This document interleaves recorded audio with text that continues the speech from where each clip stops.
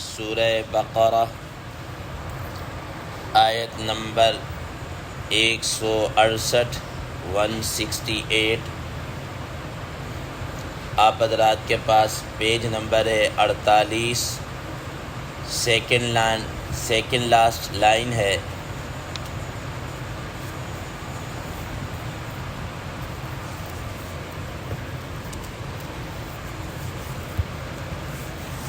اعوذ باللہ من الشیطان الرجیم، بسم اللہ الرحمن الرحیم۔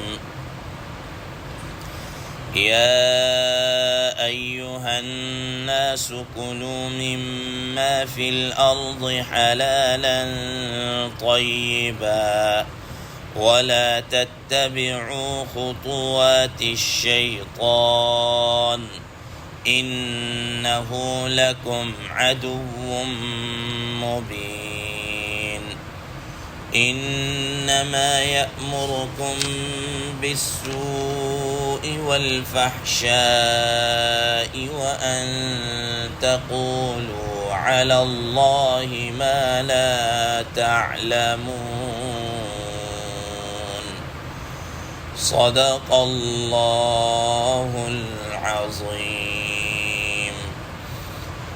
اللهم صل على محمد النبي الأمي وعلى آله وسلم تسليما كثيرا كثيرا۔ محترم سامعین کرام، ان آیات کا ترجمہ اللہ تبارک و تعالی ارشاد فرماتے ہیں، یا ایہا الناس، اے لوگو، کلوا مما فی الارض حلالا طیبا، تم کھاؤ زمین کے اندر وہ چیزیں جو حلال ہوں، پاکیزہ ہوں، ولا تتبعوا خطوات الشیطان، اور تم شیطان کے قدم بقدم نہ چلو، شیطان کے راستے پر نہ چلو۔ انہ لکم عدو مبین، یقیناً بے شک وہ تمہارا کھلا دشمن ہے۔ انما یأمرکم بالسوء والفحشاء، وہ تمہیں حکم دیتا ہے بری باتوں کا اور بے حیائی کی باتوں کا۔ وَأَن تَقُولُوا عَلَى اللَّهِ مَا لَا تَعْلَمُونَ، اور تمہیں اس بات کا حکم دیتا ہے کہ تم اللہ تعالیٰ کے متعلق وہ باتیں کرو جس کا تمہیں علم نہیں ہے، جس کو تم جانتے نہیں ہو۔ محترم سامعین کرام،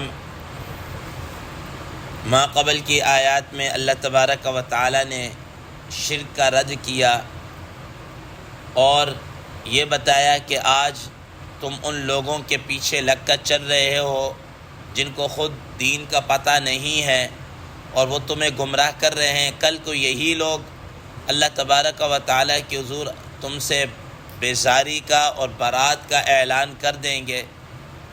آج تم جن کے اوپر اپنی جان چھڑک رہے ہو، کل کو وہ بالکل اب تمہارے سے برات کا اور بیزاری کا اعلان کر دیں گے۔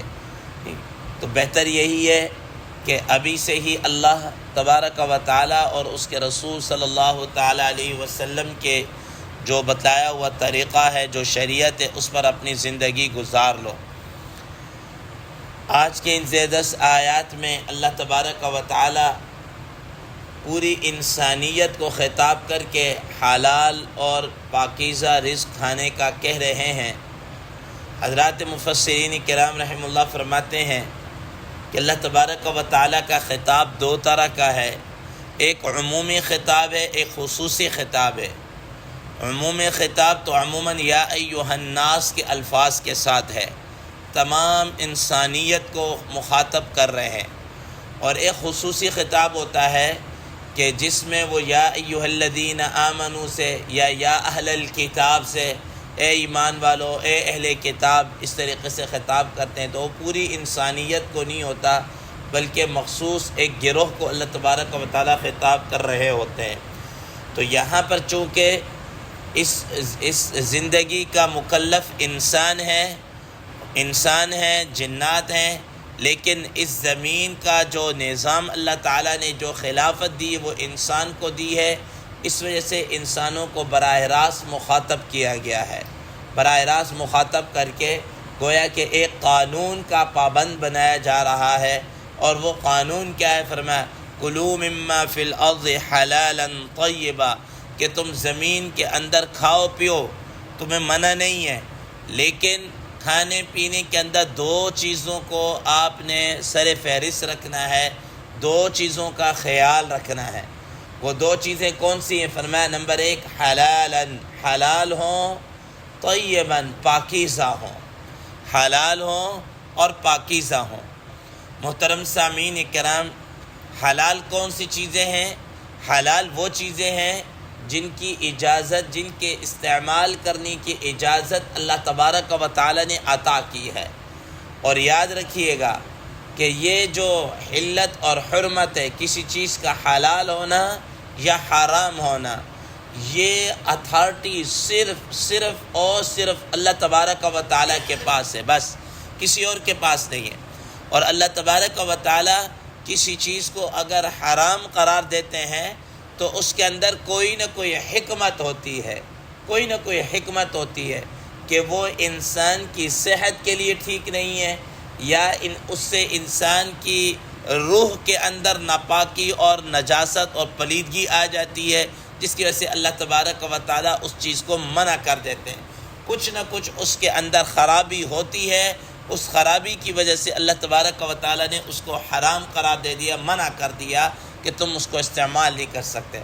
تو کھانے اور پینے کی چیزوں کے اندر فرمایا کہ سب سے پہلے کیا ہونی چاہیے؟ حلال ہونے چاہیے، اور دوسرے نمبر پر فرمایا کہ طیباً، وہ کیا ہونی چاہیے؟ پاکیزہ ہونی چاہیے، ٹھیک ہے نا، وہ پاکیزہ ہونی چاہیے۔ پاکیزہ سے مراد کیا ہے؟ حضرات مفسرین کرام رحمہ اللہ فرماتے کہ اس کو یوں سمجھ لیجئے کہ اس کے اندر کسی اور کا حق وابستہ نہ ہو، کسی اور کا حق اس سے متعلق نہ ہو۔ مثال کے طور پر ایک بکری ہے، مثال کے طور پر ایک بکری ہے، بکرا ہے، مرغی ہے۔ اب ظاہر ہے یہ اللہ تبارک و تعالیٰ کی طرف سے انسان ان کو استعمال کر سکتا ہے، ذبح کر کے کھا سکتا ہے، حلال ہے۔ لیکن اگر یہی بکری، یہی مرغی اگر چوری کی ہو، مثال کے طور پر چوری کی ہو، اب بکری اور مرغی بذات خود تو حلال ہیں، لیکن اب یہ حلال نہیں رہی، یہ طیب نہیں رہی۔ طیب کیوں نہیں رہی؟ کہ اس کے اندر دوسرے کا حق وابستہ ہے، کہ آپ اس سے چھین کر کھا رہے ہیں، کسی دوسرے کا حق اس کی اجازت کے بغیر استعمال کر رہے ہیں، تو یہ باوجود ہے کہ حلال ہے لیکن طیب نہیں رہی ہے، یہ طیب نہیں رہی۔ اسی طریقے سے مثال کے طور پر انسان ہے، اللہ تبارک و تعالیٰ نے کمانے کی اجازت دی ہے، اور اس کے کمانے کا طریقہ بھی اور ذرائع بھی بتا دیے۔ اب ایک آدمی مثال کے طور پر وہ کسی سے چوری کر لیتا ہے، ڈاکہ ڈال لیتا ہے، یا کسی سے کوئی چیز چھین لیتا ہے، یا جناب والا کوئی رشوت کا پیسہ لے لیتا ہے۔ اب بظاہر وہ تو مال ہے، بظاہر مال ہی، جیسے کہ انسان محنت مزدوری کر کے مال کماتا ہے، یہ بھی اس نے مال ہی لیا ہے، لیکن اس کے اندر دوسرے کا حق وابستہ ہونے کی وجہ سے یہ طیب نہیں رہی، یہ پاکیزہ نہیں رہی۔ اس وجہ سے فرمایا کہ دو چیزوں کی پابندی کرنی ہے، نمبر 1 حلال ہو، اور دوسرے نمبر پر کیا ہونی چاہیے؟ پاکیزہ ہونی چاہیے۔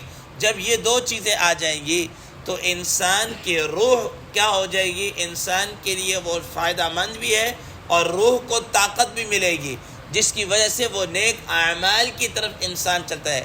اسی وجہ سے قرآن مجید میں اللہ تبارک و تعالیٰ نے ایک مقام پر ارشاد فرمایا یا ایھا الذین آمنوا کلوا من الطیبات واعملوا صالحا، کہ حلال اور پاکیزہ چیزیں کھاؤ اور اعمال صالحہ کرو۔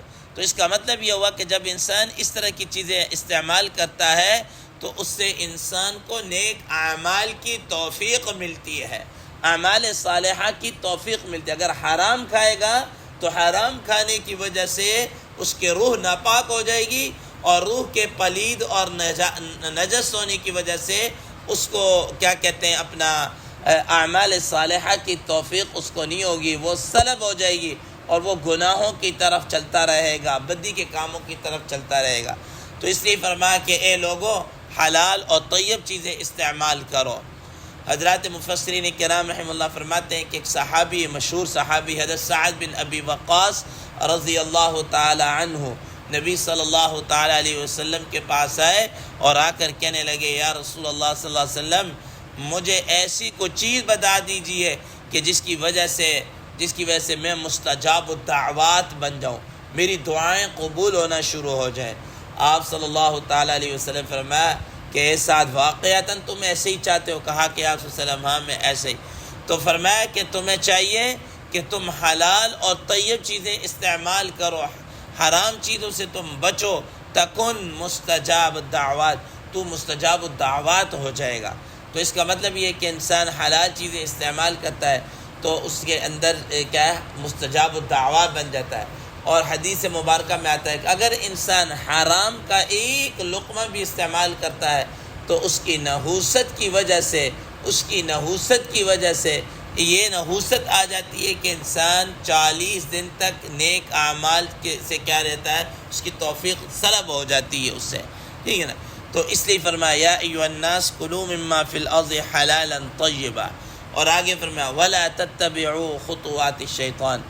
حضرات مفسرین کرام رحمہ اللہ یہاں پر یہ فرماتے ہیں کہ ایک تو یہ ہے کہ کون سے جانور حلال ہیں، کون سے حرام ہیں، کیا چیزیں ہیں، اس کی ڈیٹیل آگے سورہ مائدہ کے اندر اور خاص طور پر 7ویں پارے کے اندر جا کر اس کی ڈیٹیل آئے گی۔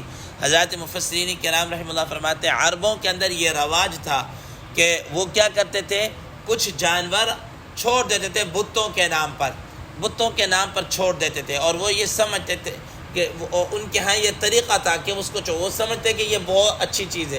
تو اللہ تبارک و تعالیٰ فرما رہے ہیں کہ تمہارا یہ اس طریقے سے غیر اللہ کے نام پر ان چیزوں کو چھوڑ دینا، نامزد کر دینا، جیسا کہ یہ آگے آنے والی 1-2 آیتوں کے اندر بھی آ جائے گا، یہ ٹھیک نہیں ہے، یہ حلال نہیں ہے، یہ حرام ہے۔ تو جیسا کہ آپ دیکھتے ہیں کہ آج بھی جناب اعلیٰ میں نے آپ کو بتایا کہ زمانہ طالب علمی جب بچپن میں ہم پڑھا کرتے تھے حفظ کے زمانے میں، تو یہ بالکل قریب ہی یہ جو کیا کہتے ہیں جمیل ٹاؤن کا علاقہ ہے، سبززار کا علاقہ، اس میں ہم نے خود دیکھا کہ وہ گائے وغیرہ ایسے چھوڑی ہوتی تھی، گھوم پھر رہی ہوتی تھی کہ یہ جناب اعلیٰ داتا کے نام پہ، یہ فلاں کے نام پہ، فلاں کے نام پہ، ان کو کچھ بھی نہیں کہتے تھے۔ وہ چاہے جناب اعلیٰ کسی کے حتیٰ کہ سبزی فروش کی سبزی میں بھی آ کر وہ منہ ڈالتی تھی، اس کو کچھ نہیں کہتے کہ یہ جناب اعلیٰ داتا صاحب کے نام کی ہے، اس کو کچھ نہیں کہنا۔ تو وہاں پر عرب کے اندر بھی اس طرح کی یہ چیزیں موجود ہوتی تھی کہ وہ بتوں کے نام پر اس طرح چھوڑ دیتے تھے اور وہ اس کو بڑا مقرب سمجھتے تھے۔ تو اللہ تبارک و تعالیٰ فرمانے کہ ایسے کام سے باز آ جاؤ، یہ ٹھیک نہیں ہے، جس کا تفصیلی تذکرہ آگے چل کر آ جائے گا۔ تو فرمایا کہ وَلَا تَتَّبِعُوا خُطُوَاتِ الشَّيْطَانِ، اور تم شیطان کی پیروی مت کرو، شیطان کے نقش قدم پر مت چلو۔ کیوں؟ إِنَّهُ لَكُمْ عَدُوٌّ مُّبِينٌ، یہ تمہارا کھلا دشمن ہے۔ قرآن مجید میں اللہ تبارک و تعالیٰ نے فرمایا إِنَّ الشَّيْطَانَ لَكُمْ عَدُوٌّ، کہ یہ شیطان تمہارا دشمن ہے، اور یہ کیا کرتا ہے إِنَّمَا يَدْعُو حِزْبَهُ لِيَكُونُوا مِنْ أَصْحَابِ السَّعِيرِ، یہ اور اس کا گروہ تمہیں یہ چاہتا ہے کہ جہنم کی طرف دھکیل دے، تمہیں جہنم کے اندر لے جائے، اس کی دشمنی مسلط ہے۔ یہ اگر کہیں نیکی یا انسان کے ساتھ کوئی بھلائی کرے گا نا، تب بھی اس کی دشمنی سے خالی نہیں ہوگا۔ حضرت تھانوی صاحب رحمہ اللہ نے ایک اپنے مواعظ کے اندر ایک حکایت لکھی ہے کہ ایک کوئی اللہ کا نیک ولی، اللہ کا کوئی ایک بندہ، وہ قیلولہ کر رہا تھا، کسی دیوار کے نیچے بیٹھا سو رہا تھا، دوپہر کے ٹائم سو رہا تھا کہ اچانک ایک آدمی آیا اور اس نے پاؤں سے پکڑ کے لایا، اٹھو اٹھو اٹھو جلدی اٹھو یہاں سے، اور اٹھایا کہ اٹھو کہ دیوار گرنے والی ہے۔ وہ حقیقتاً ایسا ہوا کہ وہ جیسے ہی تھوڑا سا آگے وہ دیوار فوراً گر گئی نیچے، دیوار فوراً کیا ہے نیچے گر گئی۔ اب اس نے کہا کہ بھئی تم تو میرے لیے فرشتہ ثابت ہو، تم کون ہو؟ اس نے کہا چھوڑو، میں جو کوئی بھی ہوں، تمہاری جان بچ گئی نا بس۔ اس نے کہا نہیں بتاؤ تو صحیح۔ بڑا اصرار کیا تو اس نے کہا کہ میں شیطان ہوں۔ تو اس نے کہا کہ شیطان ہو کر وہ نیکی کا کام کرے، یہ ہو ہی نہیں سکتا۔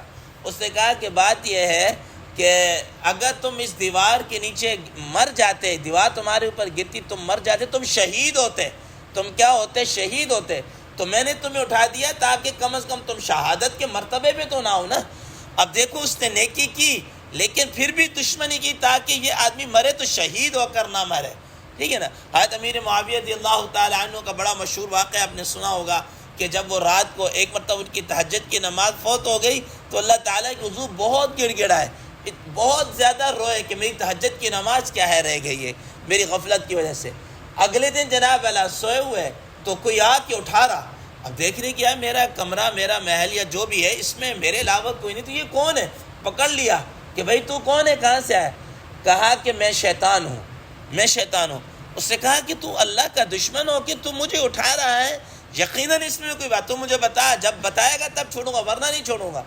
اس نے کہا کہ اصل بات یہ ہے کل تمہاری تہجد کی نماز فوت ہو گئی، آپ اللہ کے حضور اتنا گڑ گڑائے، اتنا ثواب آپ کو تہجد پڑھ کے نہیں ملنا تھا جتنا آپ کو گڑ گڑانے کی وجہ سے اللہ تعالیٰ کے حضور اتنا ثواب مل گیا۔ تو آج میں نے اٹھا دیا کہ چلو کم از کم اگر آپ کو ثواب لینا تو تھوڑا ملے نا، زیادہ کیوں ملے؟ یہ اس حد تک اس کی کیا ہے دشمنی ہے۔ فرمایا انہ لکم عدو مبین، یہ تمہارا کھلا اور صریح دشمن ہے۔ اسی فرمایا اس کے نقش قدم پر، اس کی باتوں میں مت آؤ، یہ تمہارا کھلا دشمن ہے، یہ کبھی بھی نہیں چاہے گا کہ تم جناب راہ راست پہ نیکی پہ چلو۔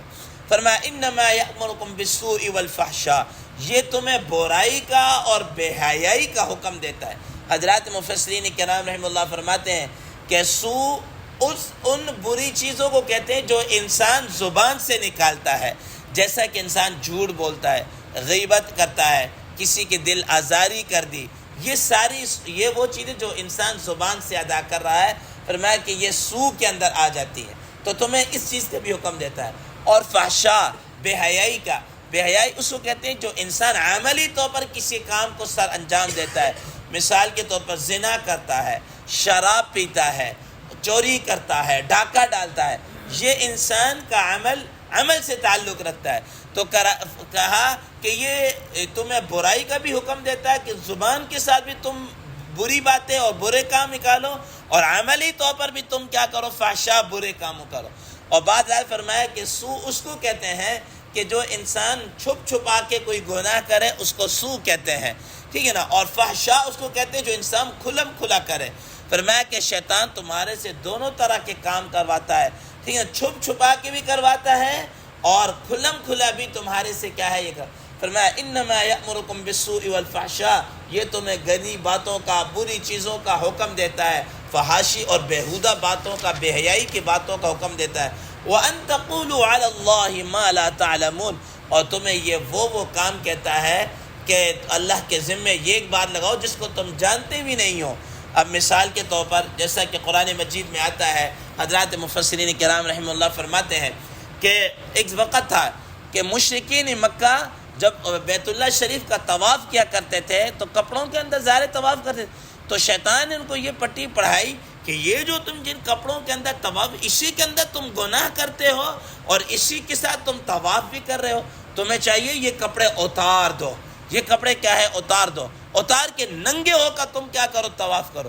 اب جب ان ننگے ہو کر طواف کرنا شروع کیا، ان کو کہا بھئی یہ کیا کر رہے ہو؟ تو انہیں کہا کہ یہ تو اللہ تعالیٰ نے ہمیں حکم دیا، واللہ امرنا بہا، ہمیں اللہ نے حکم دیا کہ ہم اس طرح کریں۔ تو اللہ تعالیٰ نے فرمایا قل ان اللہ لا یأمر بالفحشاء، اللہ تعالیٰ اس طرح کے بے حیائی کے کاموں کا اور باتوں کا حکم نہیں دیتے۔ اب دیکھیں کہ یہ انسان برا کام کر رہا ہے اور کس کے ذمے لگا رہا ہے، اللہ تعالیٰ کے ذمے لگا رہا ہے۔ تو ایسے ہی جناب اللہ انسان کوئی برا کام کرے اور کہے کہ نہیں جی یہ تو اللہ تعالیٰ نے میری قسمت، میرا یوں کیا یا اس طرح کا کیا، اللہ تعالیٰ کے ذمے لگانا، تو فرمایا کہ یہ شیطان تمہارے سے ایسے ایسے کام نکلوائے گا، اس لیے خبردار رہنا، یہ تمہارا ازلی دشمن ہے، کہیں تمہیں بہکا کر تم اس کے نقش قدم پر چلنا شروع ہو جاؤ اور پھر بالآخر تمہارا اینڈ کیا ہو، تمہارا جہنم کی شکل میں ہو۔ اس لیے اللہ تعالیٰ نے فرمایا کہ تم اس سے کیا ہے باز آ جاؤ اور اس کے نقش قدم پر نہ چلو، یہ تمہیں برائی کا اور بے حیائی کا حکم دے گا۔ اللہ تبارک و تعالیٰ سے دعا ہے اللہ تبارک و تعالیٰ ہمیں حلال اور طیب چیزیں کھانے کے ساتھ ساتھ ہمیں شیطان کے فریب سے بھی ہم سب کی حفاظت فرمائے۔ وآخر دعوانا ان الحمد للہ رب العالمین۔